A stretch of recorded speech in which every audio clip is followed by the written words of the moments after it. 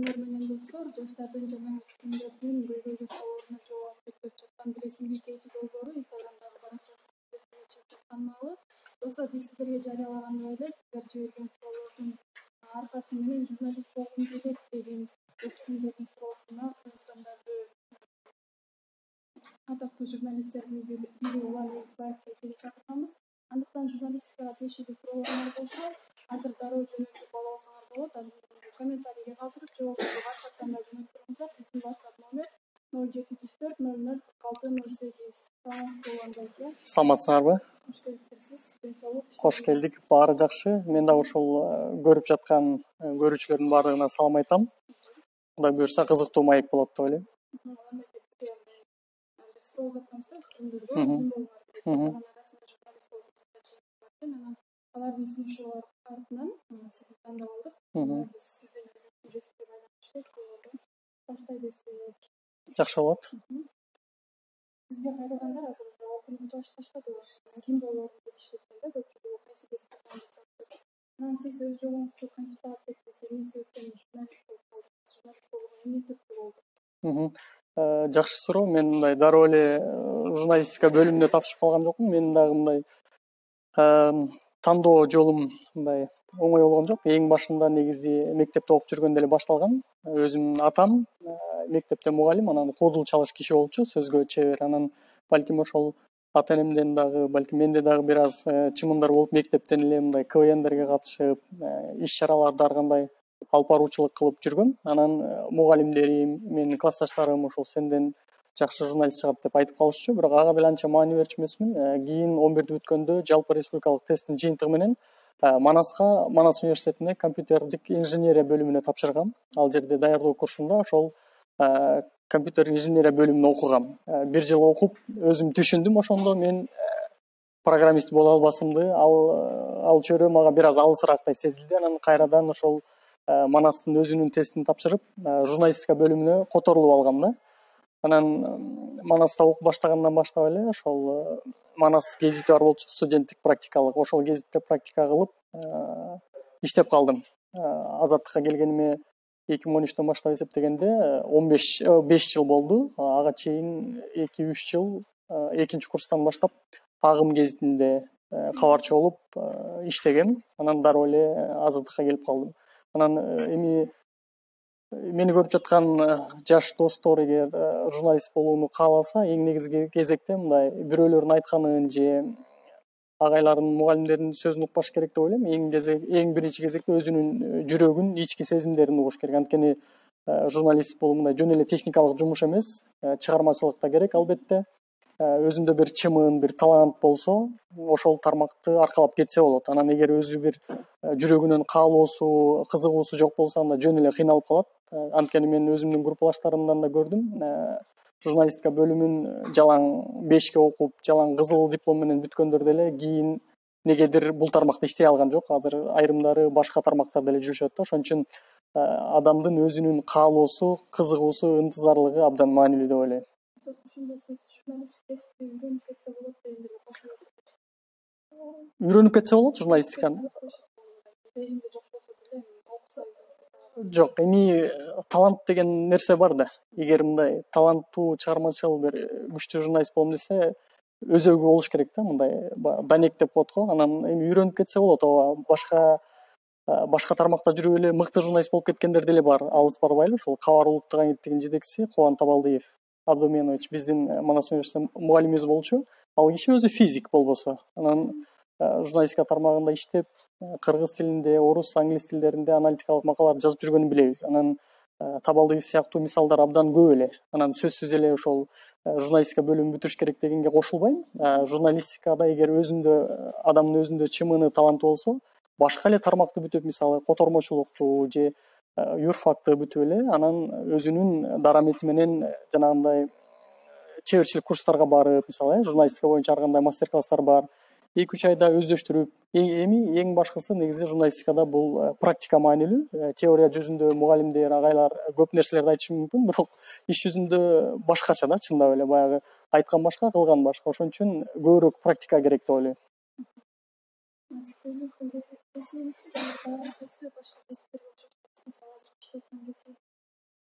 азыркы иштеп аткан мен эми ооба көрүүчүлөр көрүп жүрсө керек. Мен баягы журналисттик иликтөөлөрдү жасагандыгыма байланыштуу мен көбүрөөк ушул тергөөчүнүн ишине окшошуп кетет да меники. Анан көп эле ушул аткаминерлер, чиновниктер мындай көп суроо берген учурлар болот. Сен эмне тергөөчүсүңбү, сен эмне прокурорсуңбу депчи.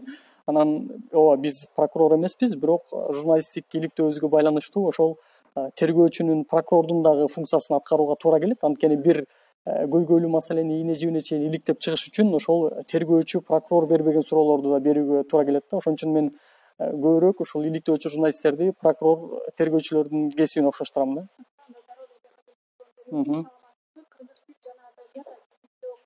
Өзүм кызыгам журналистика, кантип өзүмдү өнүктүрсөм болот? Кыргыз тил адабиятында окуса абдан жакшы. Негизинен ошол кыргыз тил адабиятында окугандар өзүнчө мындай ыр жандуу аңгеме жазып жок дегенде мындай чыгармачыл студенттер, окуучулар деп ойлойм. Ошон үчүн ал өзүн өнүктүрүш үчүн көбүрөөк мындай өзүнүн эмнеге шыгы бар. Мисалы эгер көрөрманыбыз ыр жазып атса, ошону ыр жазып же болбосо аңгеме жазып мындай көбүрөөк социалдык тармактарда азыр мүмкүнчүлүк кеңири да. Мисалы мурда күндөлүктөргө же дептерге жазып койсо, азыр ошол жазган ырын же аңгемесин социалдык тармактарга, интернетке бөлүшүп койсо, көп адамдар окуп, алардын пикирин алып, анан мындай өзүнүн өсүшүнө чоң мүмкүнчүлүк болмок да. Мен ошон үчүн баардык эле окуучуларга, студенттерге өздөрүнүн талантын, шыгын, жөндөмүн жашырбай, ошол интернетте башка адамдар менен бөлүшүшүн да каалайт элем да. Ал биринчи кезекте өзүнүн талантын көрсөткөн болот, экинчи кезекте өзүнүн атын тааныткан болмок да. Саламатсызбы, журналистиканы үйрөнгүм келет. Сизге шакирт болсом болобу же жанагындай эле жүрсөм болду, бекер иштеп бермекпи? Жакшы экен. Бизге Азаттыкка көптөгөн студенттер келет практикага. Сиз да келсеңиз болот. Биз колдон келген жардамыбызды беребиз. Жана жогоруда айткандай каалоо болуш керек. Эң биринчи кезекте каалоо болуш керек. Жөн эле келип азаттык иштеп, мен жанымда жүрүү максат болбосо керек. Сизде деле эгер бир нерсе үйрөнөм десеңиз, талантыңыз болсо, каалооңуз болсо, анан калганына биз дагы жардам беребиз. Калган аракет. Баардык эле көрүп жатса керек, сиз иликтөөнү өнүктүрө баштадыңыз да. Анан ушундай коркунучтар кездешет. Коркунучтарга көнүп деле калдык. Ачыгын айтканда, мен жаңылбасам 2-3 жылдан бери ушул журналисттик иликтөөнү жасап келатабыз. Өзүңөр жакшы билесиңер, ага чейин азыркы жогорку кеңештин депутаты Жанар Акаев иликтөө кылчу. Анын ордуна келгенден баштап эле иликтөө менен алек болуп келатабыз. Анан коркутуу, үркүтүүлөр буга чейин деле болуп келген, азыр деле болуп атат, мындан кийин деле боло берет дейм. Бирок биз ал нерседен коркуп, үркүп жасабай калбайбыз.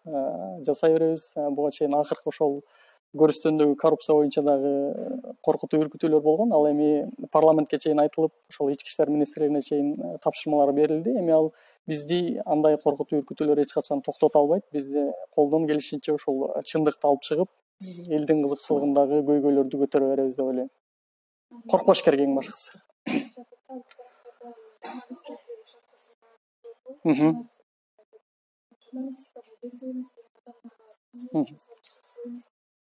Ооба, ар кимдин оюн сыйлаш керек.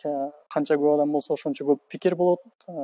Кесип дейби, кесип эмес дейби. Мисалы үчүн мен үчүн айырмасы жок. Мен аны талашкым деле келбейт, бирок мен жеке өзүм үчүн журналистика абдан чоң кесип. Ошол кесиптин аркасы менен биз элге кызмат кылып жүрөбүз. 4-үнчү бийликте бекер айтылбайт. Ошол кесиптин аркасы менен бир өлкөбүзгө, мамлекетибизге салым кошуп атабыз, аз да болсо деп ойлойм да. Саламатсызбы, дайым сүрдүү жүрөсүз. Журналист болуш үчүн катуу мүнөзгө ээ болуш керек. Ушуга да кошумчалап айтып бересиз. Журналисттер кандай мүнөздөргө ээ болуш керек? Эми баарыбыз эле пендебиз да. Ар бир пенденин ар кандай мүнөзү бар. Анан бир журналист болуш үчүн момундай бирдиктүү бир мүнөзгө ээ болуш керек, кырс болуш керек, же орой болуш керек деген, же назик болуш керек деген бир эреже болбош керек деп ойлойм. Ар кимде өзүндө стиль болуш керек. Ар бир журналист өзүндө мүнөз болуш керек. Ошол мүнөзүнө жараша эле иши жүрүшө берет деп ойлойм. Мени эми көпчүлүк кырс, орой деши да мүмкүн. Балким чындап эле ошондой болушу мүмкүн. Анткени эми иликтөөдө мындай назик болуп, сылык, өтө эле сылык сыпа болсоң, өзүңөр деле көрүп жүрөсүңөр, жылуу жумшак сөз менен эле алдап коет да саясатчылар. Биздик баягы кыргызда жакшы айтылат го, бир адамды алдасаң калпычысың, көп адамды алдасаң саясатчысың депчи. Анан биз саясатчылар менен иштешип ошолорго байланыштуу иликтөөлөрдү алып чыгып аткандыктан биз алардан ошол бизди алдап кетпеш үчүн, элди алдабаш үчүн биз бир суроону кайра берип, такып, жанагындай прокурор, тергөөчүдөй мамиле кылганга туура келет. Ушундан улам балким айрым көрүүчүлөр мени мындай орой катары кабыл алышы мүмкүн да.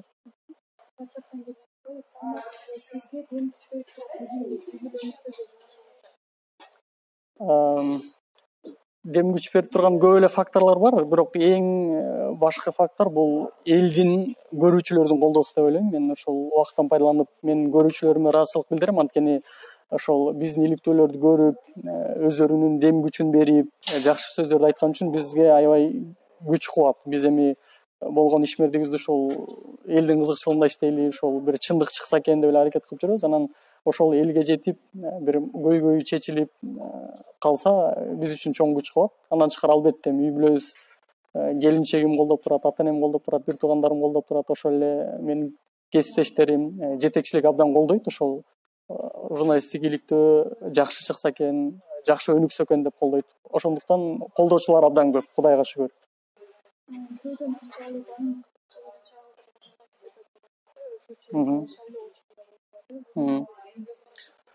Мен караманча каршымын. Ошол журналисттер эч качан бирөөгө көз каранды болбош керек. Биринчи кезекте каржы жактан, акча жактан көз каранды болбош керек. Экинчи, саясий жактан көз каранды болбош керек.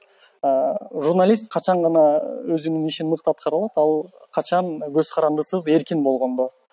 Тилекке каршы азыр өзгөчө кыргыз журналистикасында ошондой терс көрүнүштөр бар, мындай четке кагалбайбыз, аны элдин баары эле билсе керек. Мен буга абдан каршымын. Эгер эсиңерде болсо, калп айтпасам, бир 2-3 жыл мурда ошол биз журналистиканын деңгээлин көтөрөлү деп антиөрдөк деген кыймыл түзгөнбүз. Кесиптешим Жакшылык Бердибек уулу менен. Ошондо биз жанагындай жалган ушактарды каралап эле, мындай журналистиканы бир шантаж, акча табуунун бир жолун айлантып алгандарга каршы биз уюм баштап, аналитиканы өнүктүрөлү, журналисттик иликтөөлөрдү көтөрөлү деп абдан аракет кылганбыз. Анан канчалык жыйынтык берди билбейм. Аны көрүүчүлөр өздөрү талдап алат го дейм.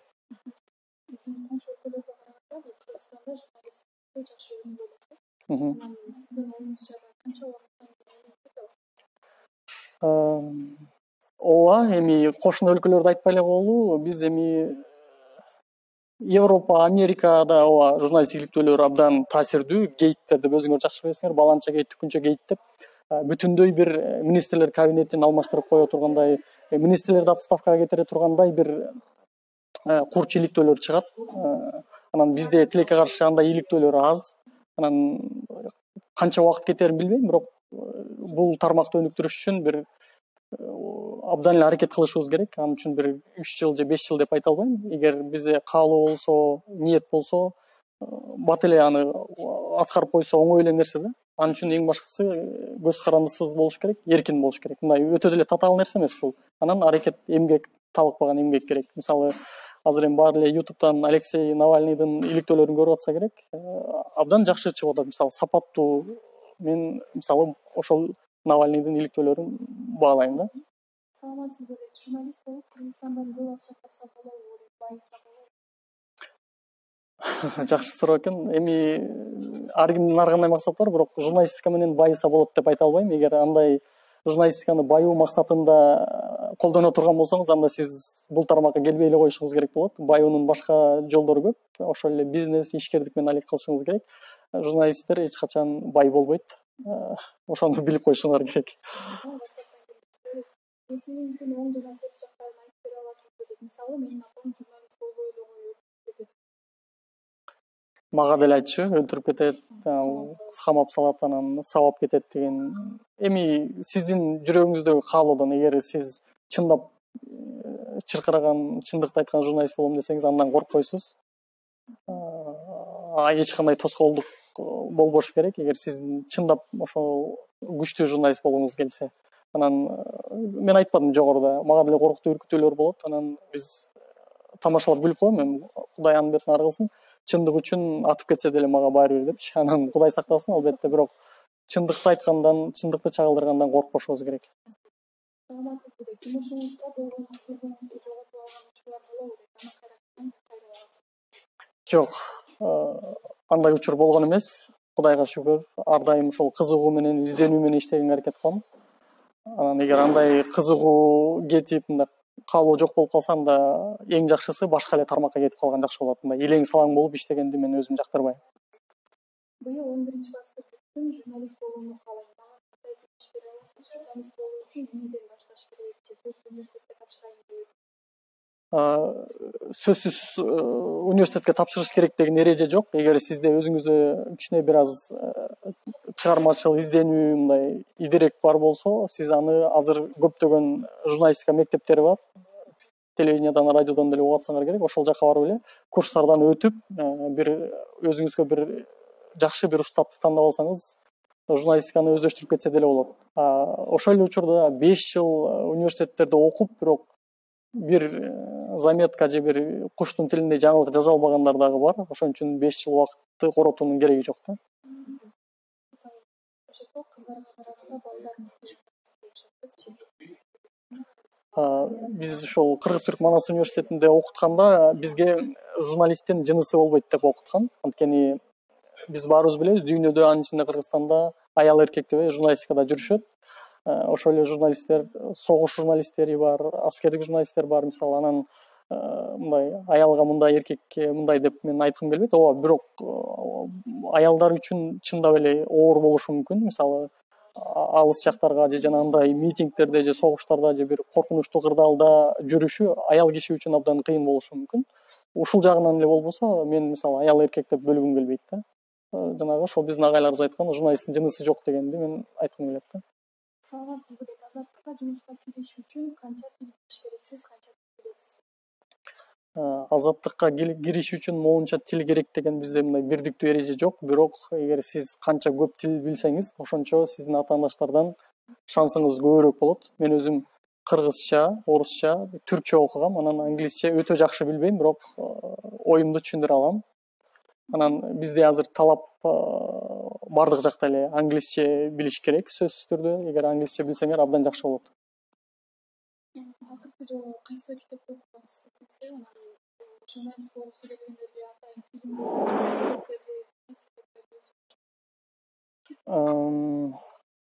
Журналист болгусу келгендерге бирдиктүү бир китепти окугула деп мен аларга мындай жаңылыш пикир айткым келбейт. Азыр интернет деген чоң дүйнө бар.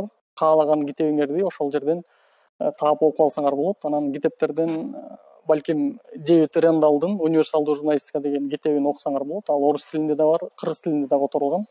Ошону окуп койсоңор ашыкча болбойт. Бирок силер кызыккан суроонун баардыгын азыр интернеттен таап алса болот. Сөзсүз эле мындай китеп сатып алып, же аны издеп окуунун зарылдыгы жок.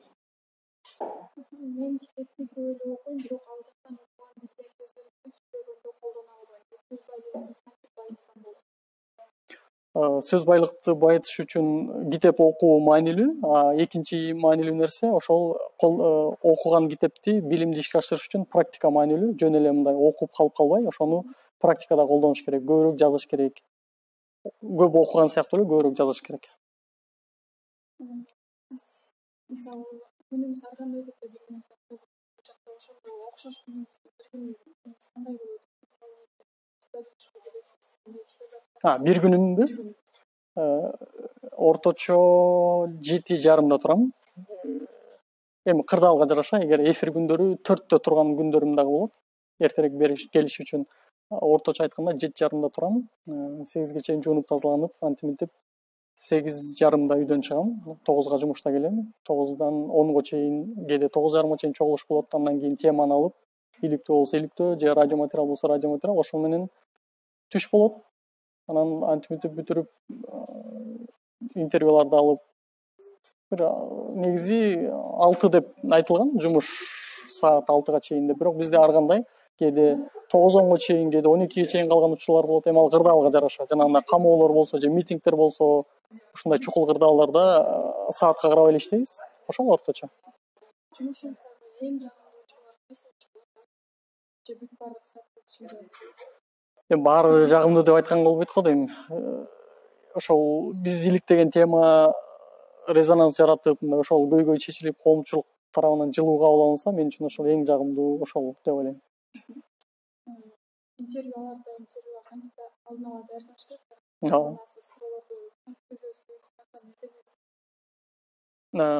Эми муну баары эле билсе керек. Ошол интервью ала турган киши тууралуу, ошол тема тууралуу алдын ала буга чейинки чыккан материалдарды интернеттен толук карап чыгып, буга чейин эмне деген, бул маселе боюнча ою кандай, баардыгын эметип карап чыгып, контур суроолорду даярдаш керек. Анан мен адатта баарындай тизмелеп биринчи, экинчи, үчүнчү деп жазып албайм. Мен мээме эле түйүп алганга аракет кылам. Анан баягы кагазга жазып алганда көп журналисттер, айрым журналисттерди байкайм, баягы биринчи суроосун берип анан оюнда экинчи суроону беришти эле ойлонуп отура берет да карапчы. Биринчи суроону бергизгенде интервью берип аткан киши так жооп бербей койсо, мен угуп отурам да кайра тактап суроо берем же болбосо контур суроо берем. Ошол сыяктуу болуш керек да. Анан сөзсүз жазып алыш керек деген эреже мен үчүн жок. Бирок жакшылап даярданам. Сыр болбосо канча айлык аласыз? Сыр бизде азаттыктын эрежеси боюнча айлык маселеси айтылбайт. Баягы түрктөр тамашалайт болот го, баягы аялдын жашын, эркектин кадынын маашын, кадынын жашын, эркектин маашын соромаз депчи. Кыргызча айтсак, эркектин айлыгын, аялдын жашын сурабайт деп коюшат. Бала кезиңизде кимде болуңузду деп элежек жана тилегиңиз орундалдыбы? Мектепте окуп жүргөндө ошол бир кырдаалга жараша менин көз карашым өзгөрүп турду. Бир учурда милиционер болом дечү экенмин, бир учурда математик мугалим болом дечү экенмин. Анан кээде журналист болом дечүмүн. Иши кылып бир түрдүү эмес, бирок ошол өзүм жактырган кесиптердин биринин ээси болдум деп ойлойм. Саламатсызбы Уланбек? Футболду көрүп атасызбы деп кимге жан тартып жатасыз? Азыр баары эле дүйнө биринчилигин көрүп аябай уктабай атышат. Анан мен бир өзгөчөлүгүм, мен тамашалап айтып коем, тиги Иван Ургант экөөбүз футболго кызыкпайбыз депчи. Ургант айтып калат го тамашалап. Мен түшүнбөйм ушул бир топту 24 адамдын кубалап жүргөнүнө депчи. Анан мен дагы футболго анча кызыкпайм, чынын айтыш керек. Көрбөйм деле. Баягы интернеттен эле Орусия эмени утуп тур, тияктуу утуп тур, Египетти утуп тур, анан Араб Сауд Арабия тандоо турунан чыгып калды деген сыяктуу маалыматтарды карап коем. Анан бир командага жан тартып билбейм да. Футболдон башка да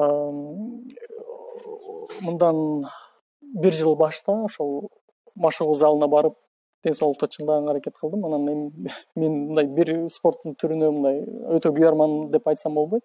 Бирок мындай чуркоого, жеңил атлетикага өзүм кызыгам. Баягы жеңил желпи алып жүрүш үчүн саясатчылар качса коолаганга деген сыяктуу. Уланбек, коркутуулар болгондо баарын таштап башка кесипти эмгетип калууну ойлоносузбу? Жок, андай эч качан ойлогон эмесмин. Кудай буйрса ойлобойм дагы. Анткени эми коркутуу, үркүтүүлөр бул алсыз кишилердин, алсыз саясатчылардын иши. Күчтүү аткаминерлер, чиновниктер эч качан коркутпайт. Ал эгер адам күчтүү болсо өзүнүн ак экенин журналисттин алдында далилдегенге аракет кылат. Документтердин, фактылардын негизинде. Сыртыңыздан карап өзүңүзгө кандай баа бере аласыз? Кандай кесиптик жактанбы? Мен өзүмө эч качан баа бере албайм. Аны көрүүчүлөр бериш керек. Эгер өзүмө баа берсем мактаган же өзүмдү мындай дискриминация кылган болуп калышы мүмкүн да. Салам Улан, алыс жакта жүргөндө биринчи кимди сагынасыз? Апаңдыбы же жубайыңдыбы? Өтө мындай чагымчыл суроо экен. Апамды дагы, келинчегимди сагынам. Эми буга чейин мен үйлөнгөнүмө бир жыл боло элек, албетте. Анан апанын дагы, келинчектин дагы өзүнчө орун алмаш кыз мааниси, орду бар. Ошон үчүн мындай салыштырып айтканга болбойт экөөнү. Сиз журналист катары башка кайсы инсандан интервью алдыңыз? Азырбы? Мен өтө могул кишиден интервью алышым керек деп кыялданбайм. Эгер актуалдуу маселе болсо, ошол кишиге интервью алуу, ошонун жообу коомчулукка кызык болсо, ошол кишиден алгым келет да. Эми Путин мен үчүн билбейм. Путинди эми алып эле атышат го көп элечи. Андан көрө азыр эгер макул болсо, Алмаз Шаршеновичтен интервью алган кызык болмок. Анткени ал үчүн менин да жеке суроолорум көп, анан коомчулуктун да суроолору көп. Уланбек, ата-энеңиз кесибиңизге каршы болуп урушуп жатышабы деп ата энем кесибиме каршы эмес, бирок жана башта айткандай атам кудул чалыш киши анан айтып калат, иликтөө жасаган улан жасайт, корккону мен корком депчи. Ар бир иликтөө чыккан сайын кадимгидей коркот. Эми айылда карапайым кишилер ар кандай айтат сөздөрдү, ушундай коркутуп атып, үркүтүп атыптыр деп. Эми ата эне деген ата эне баласы үчүн аябай сарсанаа болот. Анан бир жолу тамашалап айтып атпайбы, ушул иликтөөлөрүн токтотуп эле жанагы аба ырайын айтып жүргөн журналисттер деле жүрбөй, сен деле аба ырайын айтып жүрө берчи дейт да. Анан мен түшүндүрүп айткам. Эми ар бир журналисттин өзүнүн өзгөчөлүгү болуш керек. Мен ошол жолду тандагандан кийин ошол жолду улантам деп. Уландагы журналист кандай кесипке сапатка ээ болушу керек санап берип коюңузчу, бир нечеси. Журналист эң биринчи кезекте чынчыл болуш керек. Анан чынчыл, анан өткүр болуш керек. Мен эки сапатты айтайын. Калганын эми окуса болот, үйрөнсө болот дегендей. Уландагы алдыдагы кандай пландарыңыз бар? Биз буга чейин деле ошол Устат шакирт деген долбоор, Марат Токоев билсеңер керек, журналисттер коомунун мурдагы төрагасы Тынчтыкбек Кожобековдун демилгелери менен Устат шакирт деген долбоор баштап, ошол мыкты журналисттерге шакирттерди даярдап бергенбиз.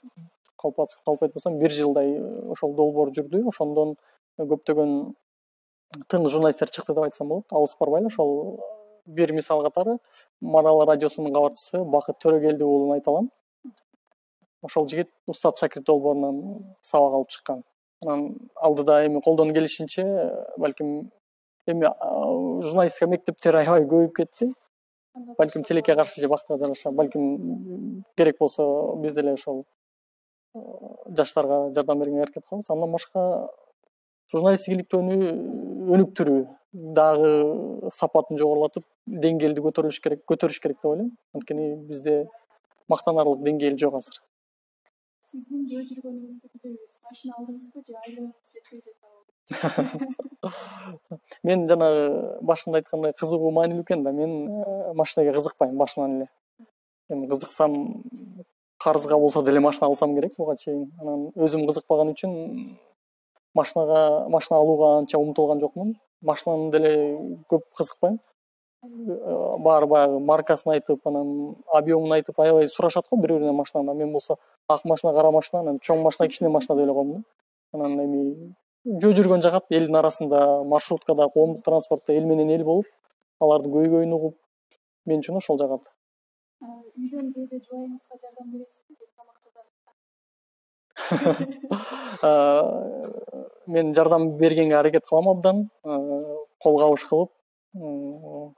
Эми баягы бизде баягы жаңылыш түшүнүктөр бар. Эркек жатып эле тамак деп эле отура бериш керек деген сыяктуучу. Мен колдон келишинче жардам берип, ар тарапты колдогонго аракет кылам. Балаңыз сизде иликтөөчү болгонгу эмне? Эгер өзүнүн тандоосу болсо мен каршы эмесмин. Кудай буйрса, ошо балалуу болсок, баламдын тандоосуна коймокмун. Эгер өзү тандап каалап атса, мен аны колдогондон башка эч нерсе кыла албайм да.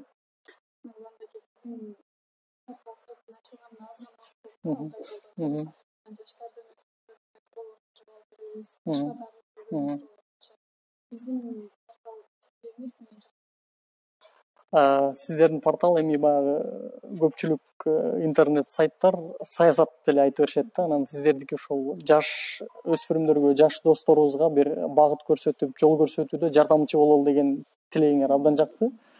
Жалаң эле саясат эмес, ошол кызыктырган суроолоруна жооп алып берип, чоң мүмкүнчүлүк. Бул мисалы мектепте 11 жыл окуп керектүү маалымат ала албаса дагы бир керектүү адамдан суроосуна жооп ала алса, ошол көбүрөөк таасир этиши мүмкүн да. Мисалы балким кесип тандоосунда чоң роль ойношу мүмкүн да. Ошол өзү кызыккан, өзү изденген адамдан жооп алып алса. Ошон үчүн мага ушунусу абдан жакты. Сиз сыйлаган инсандан кээде күтүлбөгөн жоруктарды угуп калсаңыз кандай абалда болосуз? Албетте, эгер ишенген адамдан күтүлбөгөн жорук болсо, өкүнүч эле болот. Башка тарыгы албетте. Вакыттын аягында көрөрмандарга өспүрүмдөргө урматтуу жаш достор, менин каалоом бир эле да. Мисалы, адамдын жашоосунда кесип тандоо анан өмүрлүк жар тандоо маанилүү дейт экен. Эми сиздерге өмүрлүк жар тандоо азыр али эрте. Ошон үчүн биринчи кесип тандоодон жаңылбаш керек. Кесипти жакшы тандасаңар, ошого жараша алдыга койгон максаттарыңар дагы келечегиңер да ошого жараша болот. Көп учурда кесипти туура эмес тандап алып, бир эмес 2-3 диплом алып, дипломдорду чаң басып, кайра эле ошол базарда иштеп жүргөндөр тилекке каршы көп. Ошон үчүн кесип тандоодон жаңылбаш керек. Кесип тандоодо биринчи кезек өзүңөрдү уккула. Колуңардан эмне жакшы келет, эмнени жакшы кыла аласыңар, эмнени кайсы кесипти аркылуу сиздерге жагат. Биринчи адамдын өзүнө жагыш керек. Кесип бул бир гана акча табуунун же баюунун же бир элге таанылуунун гана жолу эмес. Кесип бул ырахат алуу, ошол жасалган иштен ырахат алуу, жасалган иштин жыйынтыгынан ырахат алуу. Ошон үчүн жакшы кесип тандоодон жаңылбагыла демекчимин. Анан экинчи маанилүү маселе окуш керек, издениш керек. Издеген адам сөзсүз табат. Окуп, ошол өзүңөрдүн багытыңар боюнча баардык тармакты билиш мүмкүн эмес. Универсалдуу мындай чилистен болуш мүмкүн эмес. Өзүңөр тандаган тармакты тереңирээк окугула андан көрө. Башка нерсеге убакыт коротпой, мектептерде, университеттерде тилекке каршы ошол баардык нерсени окута берет, бирок чөп башылап чала учук. Бир тармакты окутса тереңирээк, бирок күчтүү адистер көп болмок да. Ошон үчүн өзүңөр тандаган тармак боюнча тереңирээк билим алгыла демекчимин. Сиз саясатка келем дегенсиз качан билесиз? Ооба, мен буга чейинки интервьюларымда айткам. Азыр деле айтам. Кудай буюрса, дагы бир 2 жылдай журналистика тармагында иштейин деген планым бар. Мен башынан эле саясатка кызыкчумун. Журналистикага келип алып эле анан саясатка кызыгып калган жокмун. Башынан эле саясатка кызыгып, саясатчы болом деген дагы тилектерим бар болчу. Кудай буйруп, тилегибизге жетсек, саясатчы катары дагы элибизге кызмат кылам деп ойлойм.